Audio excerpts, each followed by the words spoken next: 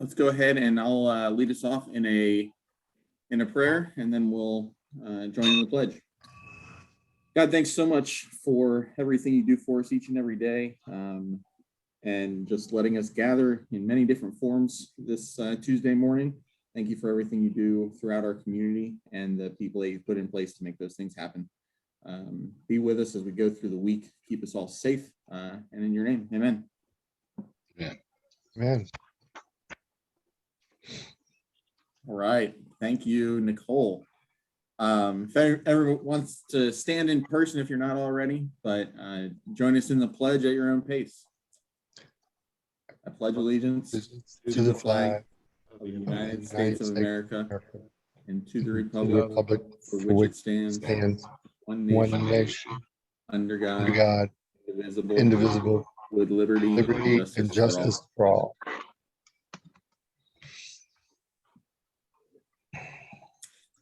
All right, well, good morning, everybody. Have on the agenda introduce guests. I don't think we really have any guests that we haven't seen before.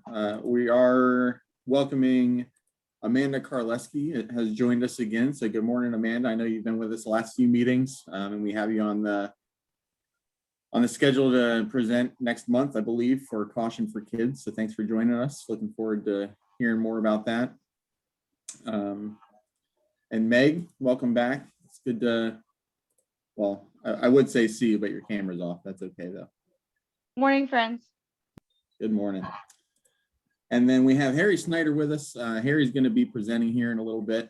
So I appreciate him stepping up kind of last minute last week. So looking forward to hearing more about Great Oaks and what they're doing. But a few items of business first. For those of you that are in person, you may have noticed, if you didn't get my email, that there's no breakfast there this morning. The board talked a couple weeks ago after our meeting, and we had a small crowd in person. I think only 5 people in person, and we had breakfast for a lot more than that. The board was talking, we still want to be able to support Golden Rule and Carol and everything that she does, but it didn't make sense. There's a lot of food that went to waste last week and in previous weeks as well. So Nicole came up with a great idea. Instead of providing for the next couple months until the end of the school year, instead of providing breakfast for us on Tuesdays. Vic, I like it. Okay, but I didn't realize I just was up. Sorry about that. No, that's all right. That's all right. But instead of providing breakfast for us on Tuesday mornings, Carol's going to be serving Claremont County services on the 1st and 3rd week of each month between now and the end of May. And that's going to be able to utilize our $225 that we pay her each week and help a lot more people in need than just a few people that show up on Tuesday mornings. So Nicole, I think you're more familiar with that program, if you want to add anything that I missed. You just added that, you know, all of the people that are in person can now be mad at me for not having breakfast. Thank you, Seth. But you're welcome. No, that's what I heard. Mad at you. It didn't matter. Okay. All right. Sounds good. So in the process of helping a family that had come through the church doors, so to speak, the virtual church doors, I discovered that I mean, I knew this, but I got to see it. And, you know, when you see something, it changes the way that the perspective that you have. We have several families in Claremont County that are living in hotels because they are homeless and they can barely afford to live. They can barely afford to have food. They can barely afford to, I mean, they're paying from night to night with pennies, with quarters, with money that they find between the couch cushions, so to speak. And when we were talking about breakfast, it just kind of dawned on me that, hey, you know, we really don't need the breakfast right now. We've continued to do the breakfast because we want to make sure that we keep supporting Carol and her business. And I know breakfast is nice. It is nice. And I'm sorry, guys, in person. I know I can't talk because I have my own coffee here, but we had an opportunity to reach out to these folks as Rotary and be the service above self concept. And so the Claremont Services is essentially what they're doing is that they're going to be okay, Brandon's got his Dunkin' Donuts, he's good, he's covered. So we had the opportunity to take the food that we would be eating or the food that we would be wasting and shift it to these hotels, where actually James Saul's shelter has been for the past year sheltering people instead of in the shelter for COVID restrictions. They are sheltering them at one of the hotels over in Anderson area. So which is insane, by the way. Donate to Saul's shelter because they have been expending money like crazy to shelter all of the folks that have been with them throughout the past year. But this is just one way that we could give back, and one way that we could really have an impact and provide for some of these families, as many as can be served by what our donation gives, but a way that we can serve these families and be with them in this time, even if we can't be physically with them. And if anybody wants a little bit more information about any of that or ways that you can help, certainly you can contact me personally and we can figure out some ways. There's a big homeless problem in Claremont County, and there's a lot of holes in our system for it. So Cool. Thanks. Appreciate that. And then kind of to add on to that, also kind of a meeting change last month. For Student of the Month, we did it a little bit different. We had Michael Enriquez and Ed Nuri at the two different schools doing the presentations in person. Outside of some technology hiccups, I think it went well. The schools were super welcoming, and I think it was a good transition. They were still able to have, a crowd there in person instead of just one other, just the principal and the students. So I appreciate that. We're going to do that again in April and May. So I do think the schools, and I can verify this, but along with Ed and Michael Enriquez, I think they would welcome one or two more people if anyone wanted to go off site and join those presentations. I think the schools would be okay with having one or two more just Rotarians show up to help celebrate those kids being honored. So if you have that interest, let me know and we can coordinate. But I think Len may have gone in person last week, if I'm not mistaken. Someone else was there. I forget who. But if you do have that interest, let me know and we can coordinate that. So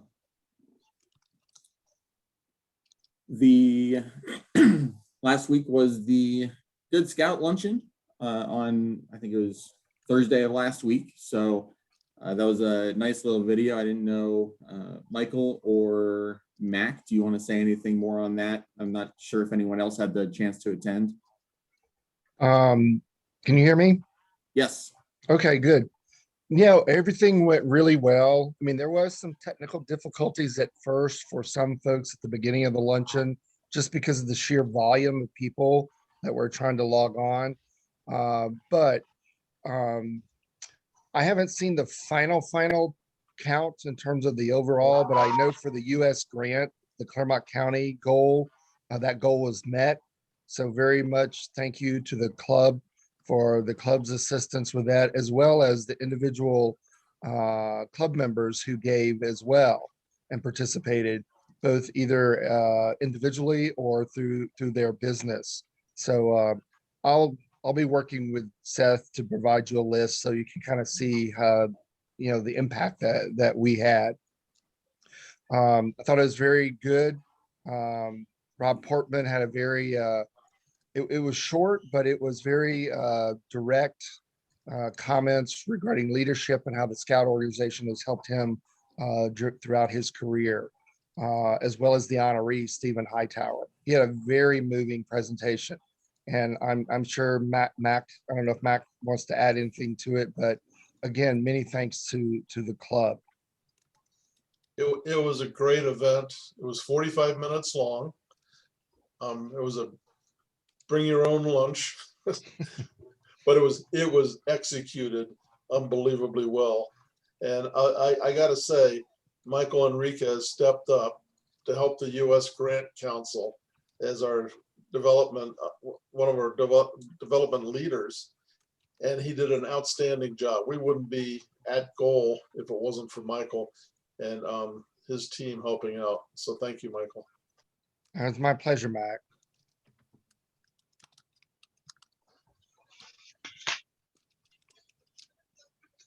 Awesome.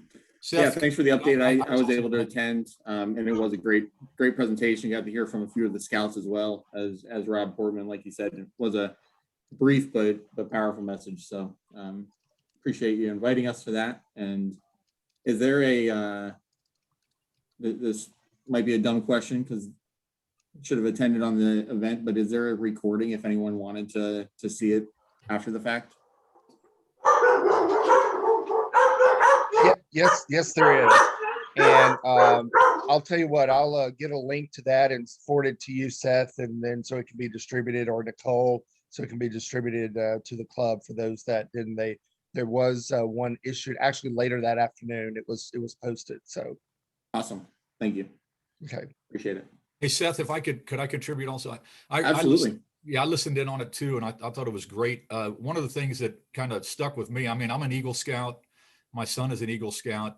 And it was very inspiring, actually. They basically started out with a female Eagle Scout who was there. And, you know, as you know, scouting encompasses now both young men and young women. And actually my oldest daughter was a venture scout when she was in high school.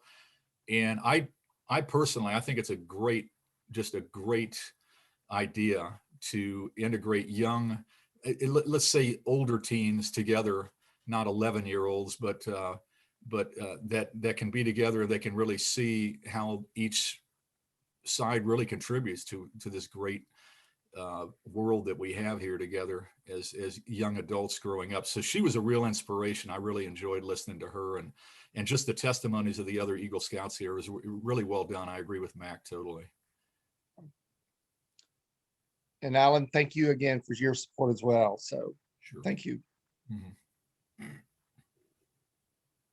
Awesome. All right. Next on the agenda, and I want to leave plenty of time for this. So we'll leave 15 or 20 minutes probably until 8 o'clock because we want to give Harry enough time to speak as well. But so we'll give it till 8 o'clock and follow up as needed. But one thing that Alan has been working on, Alan and Jennifer and Brandon have been working on over the last couple weeks since our last meeting. We had talked about, you know, what does the golf outing look like? This is our biggest fundraiser of the year, and we've been able to do a lot of good with it in the past. But what does that look like this year with the pandemic? And Alan has been really spearheading kind of what that might look like, working with the golf course, and I forget the gentleman's name there, but working with them, talking with past donors, and just wanted to open it up to discussion. Brandon has been a champ in this role, heading the golf outing each year. And I think with 2020 happening, his role at the church and in the county has really spread, and we really need to support him and have, you know, maybe 1, 2, or 5 people step up to take his place in spearheading this event this year. So Alan, I'm going to let you take it from here. I think you sent out a few awesome emails that I was going to try to summarize, but I think you might be able to do it even better and give your point of view. Yeah, I'll just basically give a little lead in to Brandon, not to put him on the hot seat, but of course he's going to give us a little rundown of the outing. But you know, just in general, guys, this is our biggest fundraiser of the year. We didn't do it last year, but when I talked to David out at Elks Run, he said that they actually had over 20 outings last year. And it's not, I mean, golf is obviously very, very outdoor activity, very little COVID risk. And there are many different ways we could do it. One of the beauties of what has occurred to us with COVID, and if you look at it this way, is that we might not do a shotgun outing. It's actually a lot more enjoyable for people to have tee times, or they show up at like 8 in the morning and they tee off all the way through noon. Those are details we can look at later, but this is very doable. One of the things I just want to say is, this is just a great way to serve the community. And I know that Brandon's going to talk about the charities, the numerous charities that we support doing this, raising really between $10,000 and $20,000. People that really appreciate our help. This thing is a lot of fun to do. I mean, I just have memories. I know looking at Ed and Sheila and, Mary Jane and everybody, you go there, people are having fun, getting the raffle tickets together. We're getting on the carts and taking Mike Essig's generously supported signs out for the sponsors, for the whole sponsors. Everybody's involved. You don't have to be a golfer. Okay. It's a great venue. It's really beautiful out there. We'll pray for good weather. I'm going to hand it over to Brandon, but what I want to do is I really want to, what I'm going to do is I'm going to appeal to the club while you're listening to Brandon talk about the history of this and the fact that I just want, like Seth is gently saying, Brandon is our emeritus now. He's not the head guy on this anymore. He has gotten a well-deserved break from this because he's basically honchoed this thing for a number of years now. I would really appeal to you to be thinking while he's talking about how you feel you could contribute just as a member of this group that can help out. So, at the end of our brainstorming here, which is basically what it is, be thinking, can I raise my hand now at the end of this and go, yeah, I'd like to do this or that. And that would really be helpful going forward. So I'm gonna hand it over to Brandon, and you got it. All right. Can everybody hear me okay? All right. Yep. So thank you for the eulogy. I always wondered what people would say about me when I was gone. Is this gonna be open mic? Better than Mary Jane wants to have an open mic. So real quick, I guess what Alan is asking is that we would be able to go through just kind of a brief rundown of the things that have to be done. I would say contact me after this and let me know what you want to do, but that would make me the chairman again. So I'm not going to have you contact me. I'll have you contact whoever volunteers to be the chairman. And I'll do the chairman a favor that wasn't afforded me when I took this over, and I'll train you. I was supposed to be trained back in the day, but that didn't happen. And we're figuring that out. No, I'm not bitter. Okay. So just a few things that have to be taken care of. There's a course contract that has to be negotiated. Alan has kind of started that ball rolling, but there's the golf fees, the dinner fees, whether we have a dinner this year, what we do for lunch. The drink cart is a thing that has to be negotiated, how we pay for that. The prizes that we often purchase from Elks Run, sometimes we throw them a little bit of extra from buying a couple of prizes, and also like for first and second place, or whether or not we're going to do longest drives, closest to the pins, what kind of games are played. So there's a lot that's involved in arranging the course and negotiating that. Again, lunch, oftentimes Golden Rule will help us out. Golden Rule has become the preferred caterer of Elks Run, so that has been an even better deal for us. When we had an award ceremony at the end, we would have the honor guard from Union Township Police. So sometimes we would arrange for that, and of course set up the plan for that evening, for that awards time. And again, I don't know how that's going to go this year. We have to order trophies. So we order our trophies from our Rotary distributor, Russell Hampton. And those are little acrylic awards for first and second place that we give away, along with gift cards, usually for Elks Run. In advance of the day, we have to order raffle tickets. Typically, we order those about 3 months in advance. Those have to be designed. And then we have a place called Quick Tickets that we've been using that usually gives us a really good deal. You get those tickets once they're in, then they need to be distributed. They need to be followed up on. People have to pay for them. So all of that's entailed in that. There's a contract that we usually purchase. It's called a hole-in-one contract. There's a lot of places out there that do that, but we can purchase a hole-in-one contract. It's basically an insurance policy. So if somebody gets a hole-in-one on the hole that's designated, or along with that comes a couple extra holes with other prizes. If someone gets that, it becomes a big deal. There's some press that can be done and all of that to kind of make it a big feel-good time. There's a brochure that also needs to be done about 3 months in advance. We have a nice template that we've used from year to year. And so that has to be taken care of. A lot of times, a lot of our communication is through email. We send the brochure out. The brochure has the details about how to register, so people can send that back in through mail and along with their check, which a lot of people do. We rarely print color copies anymore. It's something we used to do back in the day, but we rarely print those. A lot of people just are on our email list. We have, I think, over 300 people on our email list. And so we email them out. If somebody needs to take care of communicating with them, helping folks either mail their brochures back in, their registration back in, or they can do that online. We have set up an online process and a PayPal option for people to pay. So all of that is available to do as well. Hey, And Brandon. then, oh yeah, go ahead. Can I just jump in real quick? I don't think we've said it yet. You're mentioning a lot of 3 months in advance things. The outing has traditionally been in the spring and earlier in the year, or I guess June timeframe, I think, if I'm not mistaken. We are planning on pushing this back a few months to Seth, if I could jump Yeah. in, we've already got penciled in September 15th. And that was Excellent. supposed to be a great date, according to John Troutman. And Brandon, if I can just interrupt real quick, because you might cover this also.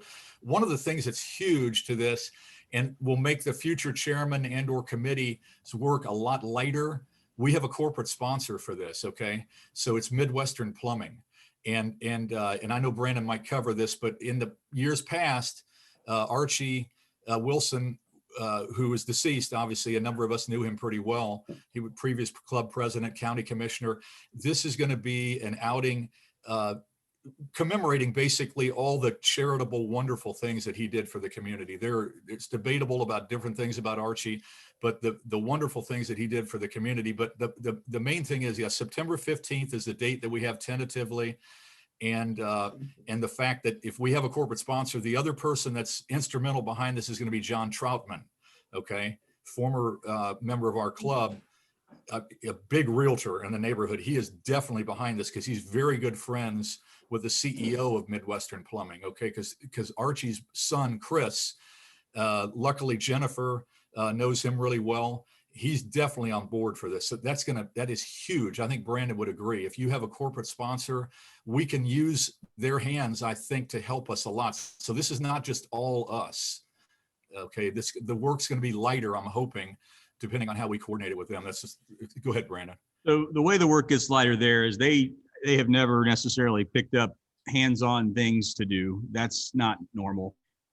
There may help us with, decorations and things at the course and the different commemoration type items. Back in the day, we did a Jim Bushman memorial, and Linda Fraley's office helped out, primarily Cindy White, in kind of setting up different stands at the courses and things and that kind of thing. What a major sponsor typically has done in the past, and Sardinia Concrete's a good example, they bring golfers. They have clients and relationships with businesses. And a lot of times, I know in Sardinia's case, Jason Fraley could just tell his customers and relationships, hey, you're going to put a foursome in, and they would do it. Like, that's a huge thing. And I imagine that Midwestern probably in the same boat. So they'll bring a lot of golfers, which I know you were talking about maybe a different start time this year. Instead of a shotgun start at noon, they're kind of spreading people out throughout the day, which is really great, because at a shotgun start at noon, you go noon to 5, you can only have so many golfers. You're very limited. So if you start early and let people kind of come in and out all day, then you can get a ton of foursomes in there and keep the speed of play. to where people want to come back year after year. Great, great.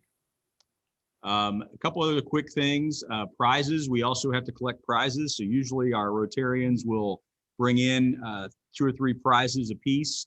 And so that's something that's an obligation to the club members. And then somebody needs to collect those and catalog those and get those ready. Don has a great system for that he's put together in the past for us. So he's wink, wink, hint, hint. He's a great guy to get involved in that.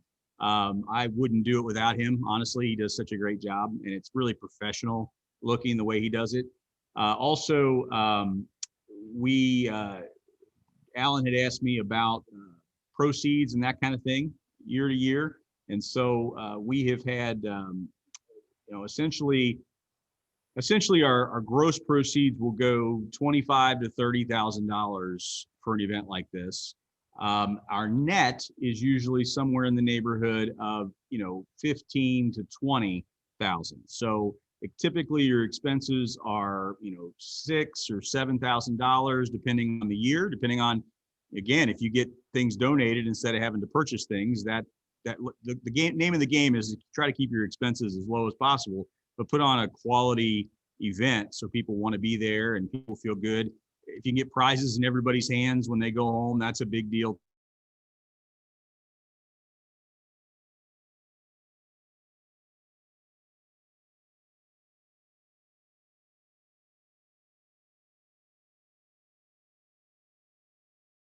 Kids, everything we do to help the schools, everything we give away is essentially golf out money or spaghetti dinner money. So anything you've heard us give to over the years, those are the recipients of this kind of money.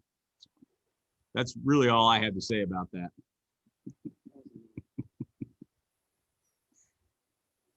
I think that's a great summary. And I think, hearing that list of things that you took on, it is going to take a lot of people to get involved. So as Alan mentioned, if you can be thinking, or if you want to raise your hand now and volunteer for one or multiple things to take on, I think I know a lot of people in the club has had a lot of experience doing different fundraiser activities and has taken on different things for this club and others. So relying on that expertise is going to be huge going forward. So does anyone have anything that they want to contribute to the conversation? Yeah, this is Shane. Yeah, I'm more than happy to take part. I don't believe that I can have the bandwidth to do the full time, the chairman of it or whatever, but I'd be happy to be an active participant in the planning and execution of it. I just don't want to raise my hand for something I don't think I'll be able to devote as much time to as I think it'll need, but pencil me in, whoever ends up leading it. Awesome, thank you.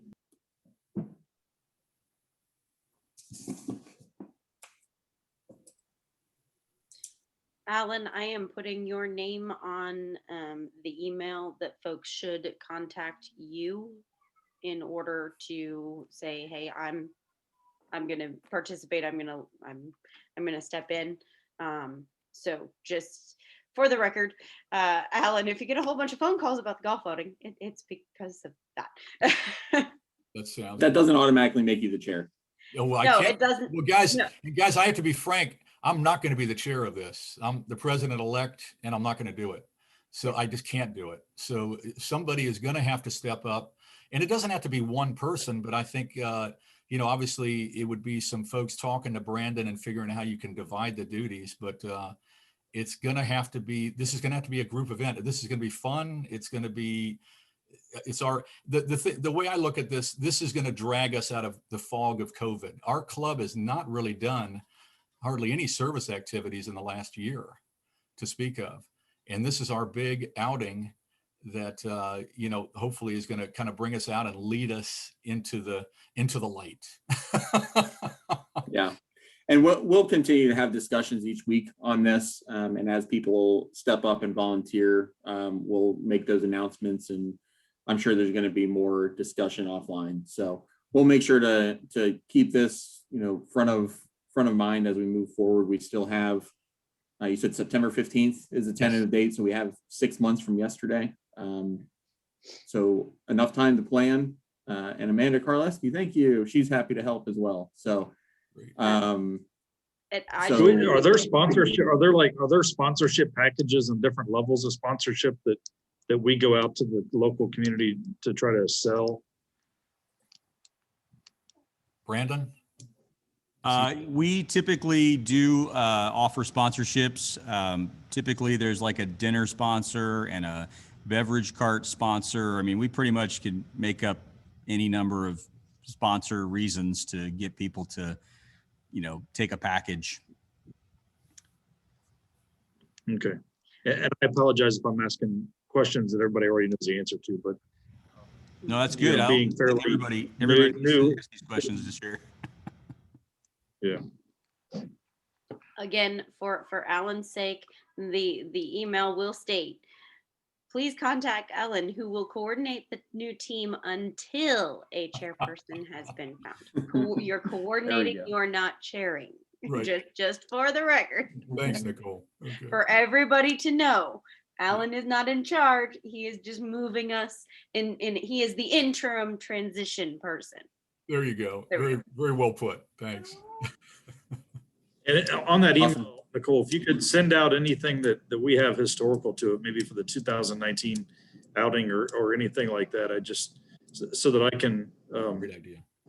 get better educated and see how I can help a little bit. Thanks. This is Vic. This is Vic here.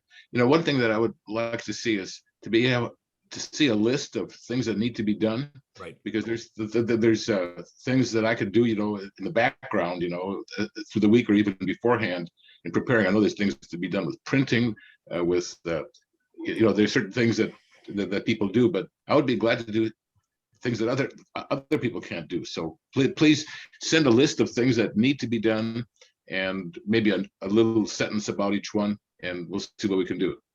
That's a great idea. Great. Perfect. Thanks for everybody chiming in. We even have several people on the chat volunteering. So thank you, everyone.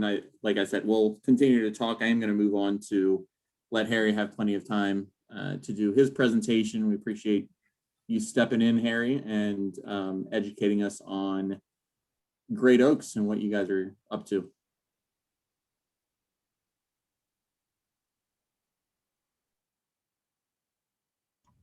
Good morning, Nicole. I think I have my PowerPoint. So as Nicole's getting that pulled up, been a busy year. All our students returned to in person.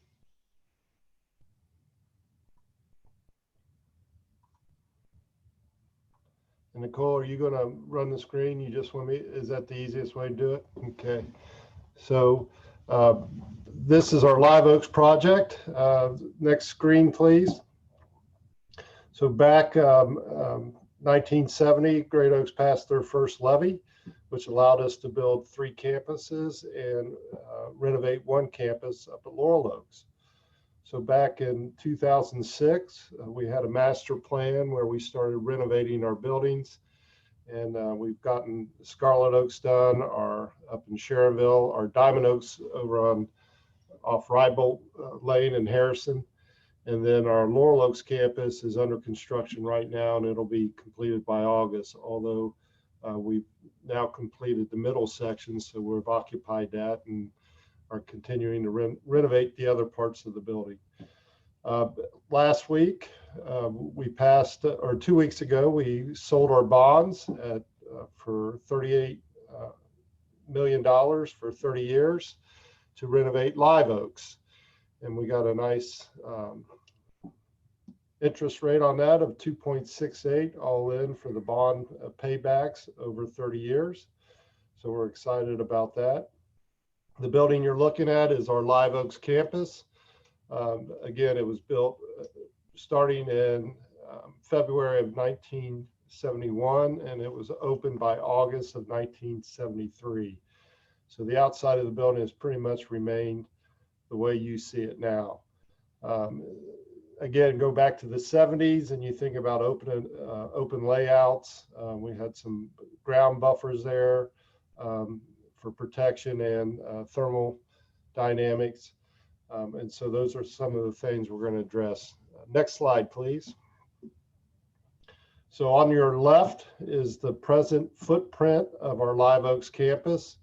It's a 138,000 square foot building. We have a building out back, the veterinary assistant and animal science, which is another 12,000 square foot building. In the top right-hand corner, you see a structure, and that's our dig site. That's for our heavy equipment program, and they can do digging out there. Down on the bottom right-hand corner, you see a fire tower. That's used by Miami Township, Goshen Township, Union Township, do some specific fire training processes there. So we're just freshening up the building on the outside. So the diagram on the right, you see a couple extra structures there that we're working with. We have more of a pronounced entrance that you'll be able to see from State Route 28. This is a master plan, so we have some extra spaces on both ends of the building that we show, but we're not going to build at this phase. That will add two extra high bay labs. We call them a high bay is a large structure that has garage doors on it, so you can move equipment in and out of. But those will come at a later date. We also have a building off to your right. Again, I'm looking at the picture on the right-hand side, and that's going to be our heavy equipment program building, but we've already relocated it due to some property lines to the back of the property. You also see a structure, a horse barn, that is also in our 5-year plan with that won't initially be built, but we're looking at an equine program and or a zoology program. So we're starting to do some survey on those two programs. But the flow of the building, that's probably the most exciting part about this, is that we clear away the view so that people sitting on State Route 28 and buckwheat at a light right there can look over to the right and actually see the front of the building. So we're moving some trees to give that. And then the buses are able to pull right up to the front of the building in this diagram and unload the students. And we have a structure that they'll be under, stay out of the weather to help them with the weather. So next slide, please. So this gives you a better format of how the new flow will look from 28. Again, it provides us ample parking for our students. Again, we service mostly juniors and seniors here, and the majority of our students drive to school. And so the number that says 05 is for student parking. Down on the left-hand corner where the fire tower is our staff parking. So we're basically gutting the middle of the building to open it up. And so there'll be a lot of light. If you've been over to West Claremont and you walk into their building, it'll be much of the same type of feel, a very open space that when the students walk in, they can gather. And then we use a combination of the cafeteria space and moving some other rooms around gives us additional space on there. On the back side, you see the numbers 13 and 14. That's where our heavy equipment building is moving to, and it takes it closer to F, which is the heavy equipment garage presently. So we move those students back there. 13 is an additional space that, again, it can either become an equine. We show number 12 on there as the equine stables.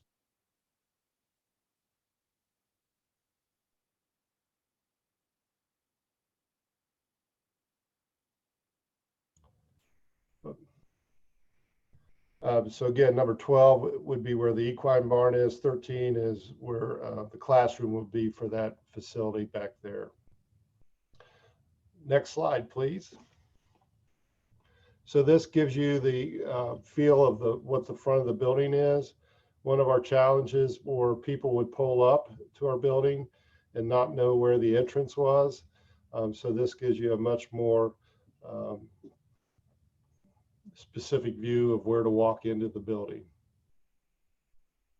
Next slide, please. This is coming from the students' parking lot. You can see the overhang where the students will have some shelter as they go out to their vehicles and or the buses. Again, this is going to be one of the tallest structure in Miami Township. It's about a 4-story high canopy. Again, and the goal is to not be a best kept secret. A lot of people don't even know Live Oaks sits back on this acreage. We have about 120 acres back in there, and this sits right in the middle of that. Next slide, please. So the existing floor plan, we have some challenges. Again, this was built back in the 70s. We have lots of steps in this present structure, which doesn't bode well for our students with mobility issues. So we're addressing those in the new. On the right side is the upper floor, which is our classrooms for academics and health tech. So the next slide, please. So we addressed a lot of these issues. Shane will be excited to know we're on the left-hand side. We're expanding our health tech offerings in space. That's one of our largest, fastest growing programs. You can see our high bays starting on the top left is our auto collision and then auto technician. And then the next space where it says heavy equipment, that will be vacated and that'll be a future program. Again, we're looking at things like construction trades that brings plumbing, electrical, masonry, and all the framing, all 4 of those disciplines into one program. We add a floor onto our open space. So if you looked over to your right, all of our academic classes will now be on the 2nd floor. We have some auditorial space that we're adding a 2nd floor to and a cafeterial space that we're adding an extra floor to. So even though the whole structure still stands at 168,000 square feet, we're adding 60,000 square feet of new usable space in our existing buildings by filling in floor space that was probably 40 feet high. So we're excited about that. The other thing that we addressed, so now that you can see where the front of the building is, when you walk into the building, that's the open space. So you'll literally be walking into what most schools call their cafeteria, but it'll be our open space, multiple use space. So as you walk through on the left, you'll see some staircases that our students can sit on. If you've ever been down to NKU and West Claremont, it's the ability to let the students spread out and gather in space. So we can use that both as gathering space, auditorium space, and cafeteria space. Below the cafeteria, we add a culinary arts program, full out. That's, again, one of our fastest growing. We get a lot of students from West Claremont and Batavia. We started offering that limited space a year ago, and it's filled up the last 2 years. So we're going to grow that program. And then cosmetology moves over to the left-hand front side. And then early childhood education also moves. And we keep our high bays on that side, starting at the bottom, welding, and then precision machining and HVAC stay in those places. Our exercise science goes into a space that used to be our auditorium that we put a floor over, and they'll be able to spread out in that space. It gives the staff additional space to spread out. We've had to add what we call intervention specialists. Those are to help our students on IEPs and 504s progress more smoothly, more hands-on help. And so we're excited about those additions. Next slide, please. So this kind of gives you a better version. That now we're standing on the back side of the building looking towards the front door. So you can see there's a whole 2nd floor up on the top that is, again, increase about 60,000 square feet. You can see on the right the wooden bleachers that students can congregate on. And then down below are not only meeting space, but also that's adjoined to our cafeteria. So it will be dual purpose. One of the things our students, when we surveyed them, wanted more gathering spaces. And so that's filtered throughout the center of this building. Next slide, please. Now we're looking from the front door back towards that wooden structure, and you kind of get a feel of how open it is. And using the present structure, just more light floods into the central of the building, which we're excited about. Alan, I'll gladly have a Rotary meeting. It'll be ready in 2023. Alan asked if we could have a Rotary meeting there, and we'll gladly host that. Have our hard hats on. Next slide, please. Again, this is gives you a sense of what the upstairs will look like, and then also the front entryway on the right when you walk in the front door, the open space, and they'll be greeted by technology introductions and histories of the different programs that we have in here. And it kind of gives you an idea of how the light we're bringing outside environment inside. So the second floor is up, and then above the second floor is more glass. Next slide, please. So these are our current programs. We have about 640 students, and it's almost equally split. We have about 310 seniors and 330 juniors. These are the present programs that we're offering.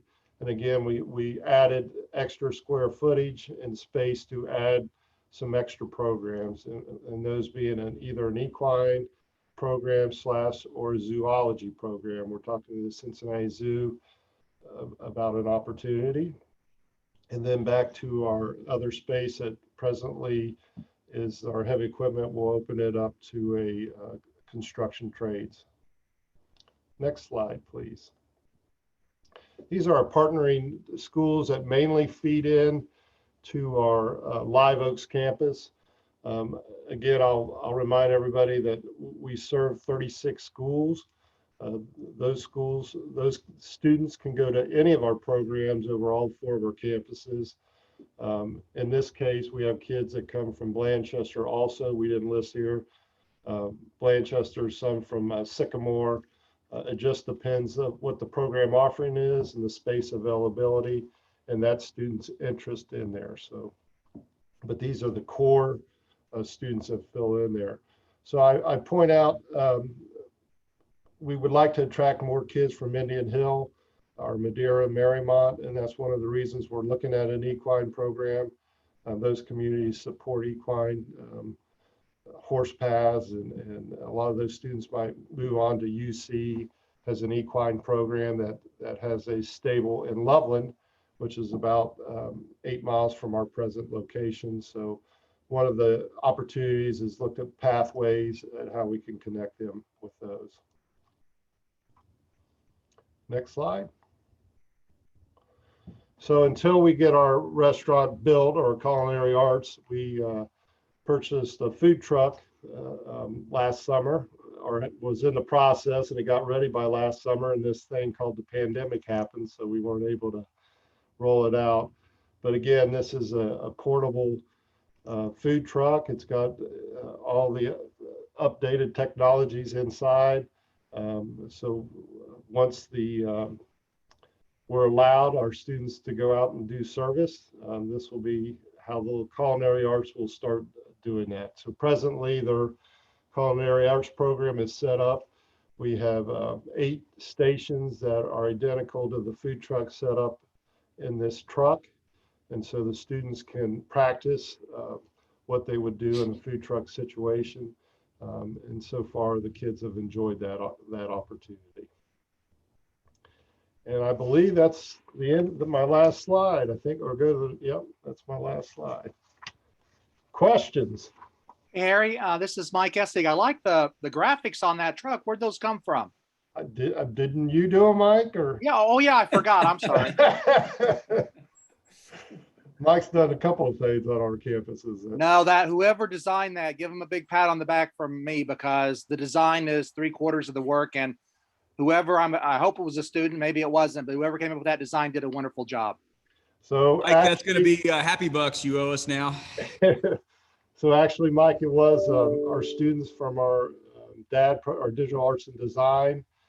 We have some parameters. Our public relations person worked with them, and they did provide input onto that design, as did our culinary arts. Mike, we got some signs on there that the food's prepared by our culinary arts students and things like that. So, and just so you know, I think, Mike, didn't our auto collision kids come over when you did those applications, or? I think 1 or 2 were there. Something happened with the time and it just didn't work out. But the people that we passed by on the way in got a big kick out of watching the installers put those on. Yeah, so thank you. And then our it's a diesel engine, so our diesel mechanic students got to work on that. That was a used food truck that we refurbished, and we would let our students paint it and redo the engines, and so it was collective. Hold it together. Program. The paint was spotless. They did a wonderful job. Thank you. I'll let Alan know that. So, other questions? Just a comment, you're talking about Indian Hill and stuff. I remember meeting a young gal that went to Sycamore High School, and you see some of those schools and you think, oh, well, these are more the white collar, that type thing. But she was just so appreciative of the opportunity and she just said, I don't care what the other kids think about me. I really like this hands-on learning. And I think that's just, we have to go that way with our society. That's why this is such a great concept. Yeah. Yep. Thank you. I was just going to make a comment very similar to that of, having had some experience in schools and education systems in other parts of the world. Other parts of the world do this as their primary public school options. Like they do things like this, and they are further ahead of us in terms of the education curve than we are in the United States. And I wonder if you see, Harry, do you see this style of learning becoming more and more prevalent as we go back from the COVID thing? Do you see more kids wanting to come and be a part of this and shifting their focus into trade-based or even just hands-on, like you said, Alan, hands-on learning instead of the traditional textbook, 9 hours a day of sitting in a class and listening to somebody lecture? Do you see this transition happening? Can we as a society, can we push this transition to happen, and can we encourage this in some way? Yeah, so a shout out to Batavia is a good example. They're one of our partners. We're seeing more and more of our, what we call our satellite programs. It's Great Oaks instructor embedded in one of our partnering schools. And they, for example, Project Lead the Way is one of those programs where it's hands-on. It's a 4-year curriculum, and the students get the hands-on experiences. We hope that spurs the excitement that they might then come to one of our campuses, but they don't have to. They could stay at their own and continue to get certificates. So we're seeing more and more opportunities where we'll take our programs out. We're calling it senior-only credentials. So healthcare is one of the ones. We got a program right now where we're bringing in 8 kids from Goshen, 8 seniors that are on track to graduate, but they want to get their state tested nurse assistant license because they're going into a practical nurse program. And so we're doing a pilot with them to bring them into our adult programs to do that. It's an 85-hour course. We're breaking it up over 5 weeks. And so those students will do that. So Nicole, we're going to see more and more of those opportunities working with our partnering districts to provide that. Again, students choose to come to us their junior or sophomore year. So if you think back when I was a sophomore, I don't know that I had my career on mine. I probably had sports, probably had girls. The last thing I was thinking about, what am I going to do after I go to high school? So that's the challenge. And so we reach down in our satellite programs for down to the 5th grade now for career explorations. And that's more and more of a movement that I think we'll see continue to happen. Reason we're adding onto this building is it's at presently at 94% capacity. And so we'll add 100 seats onto this campus. That's what we're excited about. So, but it's easier to grow our programs through our satellite and through our partnering districts if they have the space available. It's always comes down to space availability. And just to comment on what Nicole said about other countries, I've studied the Switzerland one when I was there and went to trade schools and university, and they determine early in a student's life what track they're going to be on. Either they're good college material or they're not going to university. And the only way to go to university if you're on the vocational track in Switzerland is to go privately and pay for it yourself. So that's why in Switzerland they have such a good vocational program. It's absolutely necessary, and it's just the way to go. Yeah. So they start that at 14. We've looked at those programs. I've visited Europe a couple times, and they make that decision at 14. So 14, you either go vocational or you go college track. And they have a great buy-in with their companies. Companies provide internships. Even in a down economy, companies provide internships. That's kind of reverse here in the States. You know, we cut back our partnering districts. They cut interns probably first. They bring them on when they need people. So we're seeing that push right now, more internship opportunities and apprenticeship programs.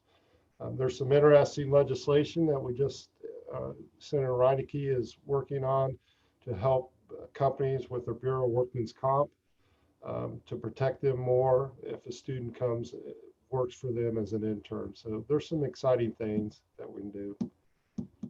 Cool. Well, thanks for sharing, Harry. So Yeah, we appreciate you stepping up, and sorry we're out of time. I'd love to keep talking and hearing other people's comments, but I'm going to go ahead and wrap us up. That way people can get their days going. Feel free to hang on and chat, everyone. If you have more questions for Harry, if you have time, but want to be respectful and let people go semi on time. I will throw out, we didn't have time for Happy Bucks. My Happy Buck money this week is going towards Alan. He's been a